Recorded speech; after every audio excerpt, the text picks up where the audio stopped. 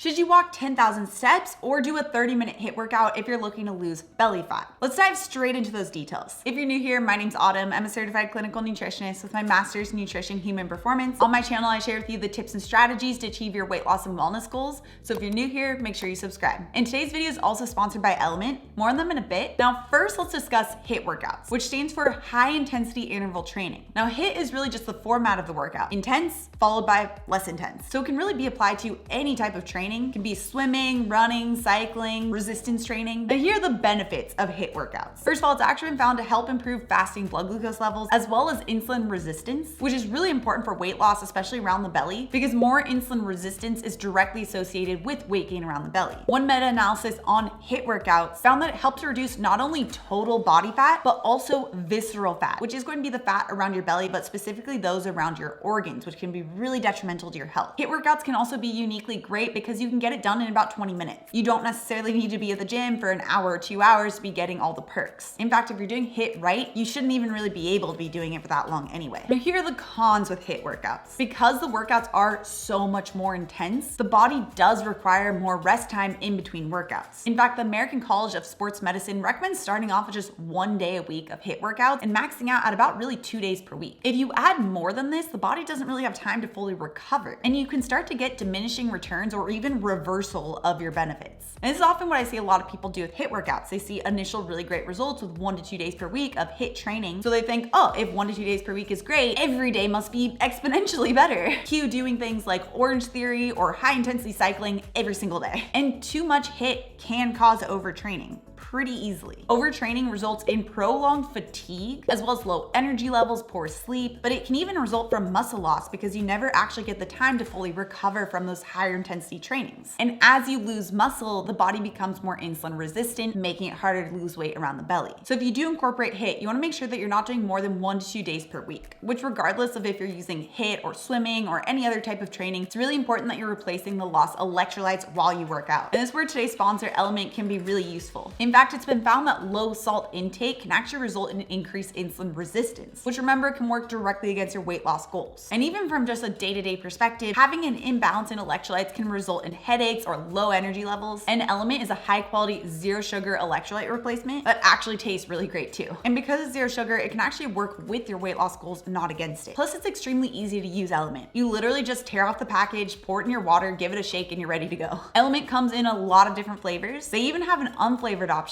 too, which can be really nice to use during your fast if you're using intermittent fasting. Lately, I've been loving their lemon habanero flavor. I don't know how I've just discovered this flavor, but it's amazing. But their orange and raspberry salts are also classics. And you can get 8 days of LMNT for free. All you have to do is pay for the shipping by clicking the link down description below. Now, this is just for my viewers, just for the AM peeps, so make sure you grab that link down description below. Great, next let's talk about walking 10,000 steps per day. We discuss walking a lot on this channel, and it's because it can be such a useful tool. Now, it doesn't build muscle the way that HIIT training or resistance training can, so you don't necessarily get the insulin sensitivity perks from walking the way you would other forms of training, but it can help with weight loss goals from a different perspective. The biggest one is if you're walking outside, because it's been found that spending time in natural environments like by lakes or gardens or the beach or even the park can help to significantly reduce serum cortisol levels. Cortisol is a stress hormone, and consistently high levels of it have been tied to weight gain around the belly. So you can easily take advantage of these natural environments by going for a walk, weather permitting, of course. It's also nearly impossible to overtrain with walking, so you can get the perks of walking multiple times per day, every single day, and not just 1 to 2 days per week the way that you do with HIIT. Walking is also great for breaking up those sedentary moments throughout the day, even if it's just walking for 250 steps an hour. It helps to get your muscles flexing multiple times throughout the day, which can allow your muscles to absorb excess glucose in the blood supply and therefore help to make your body more insulin sensitive. And on top of that, pretty much everyone can do it, and it's free. So when looking at HIIT versus walking 10,000 steps per day, one isn't necessarily better than the other. In reality, both eventually should be added in, but what I look at is the progression. So which one do you actually start with first? If you're brand new to exercise, or if you haven't exercised for a while, then the best place to start is by incorporating daily walking. It's low impact and it doesn't require a base level of fitness in order to incorporate it, making it so you're less likely to get injured. It wouldn't be wise for you to incorporate HIIT right away if you're untrained, because it is so much higher intensity and you are much more likely to injure yourself and therefore not get any of the benefits of exercise. So if you're already incorporating walking and you already have some level of base training, then you can try adding in HIIT training for those extra perks. Just remember to start with 1. That's a lot on the body already, and you don't want diminishing returns from your workouts. Now, HIIT is different than general resistance training, which can be done more frequently. In fact, you can check out my video on 30 minutes of resistance training with this video next. Also, if you're new to my channel and you love this science-backed information, make sure you subscribe right here.